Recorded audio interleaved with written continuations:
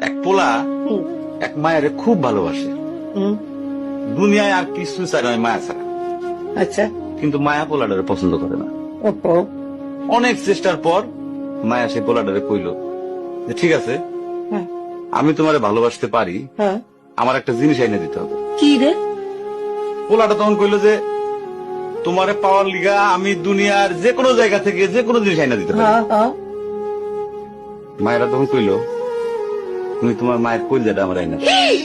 কি ক- কি ক- কি কি- কি- মনে হয় না? কি গল্প শোনালি দিদু? পোলা তখন দৌড়াইতে দৌড়াইতে তার মায়ের কাছে গেল, হ্যাঁ, মারে যা কইল হ্যাঁ, মা আমি একটা মায়ের ভালোবাসছি, আমি তারে ছাড়া বাঁচুনি, হ্যাঁ। কিন্তু ওই মায়া আমার একটা জিনিস নিয়ে যাইতে কইছে, সেটা হলো তোমার কলিজা। তুমি যদি তোমার কলিজাটা আমার দাও, ওই মায়াটা কলিজাটা পাইলে আমার ভালোবাসবে। মা তখন কইল তুই আমার একমাত্র বুকের ধন, তোর সুখের জন্য আমি সবকিছু করতে পারবো। পরে মা বুকটা ফাইরা কলিজাটা বাইর করে পোলার হাতে দিল। আহারে মা। পোলাটা কলিজাটা হাতে পাইয়া যে কি খুশি, মা দৌড়াইতেছে দৌড়াইতেছে দৌড়াইতেছে, দৌড়াইতে দৌড়াইতে হঠাৎ রাস্তার মধ্যে উষ্টা খাইয়া পড়ে গেছে।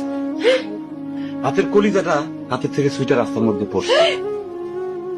তখন মায়ের কলিজাটা কইতাছে ব্যথা পাইছো বাজান? কেন?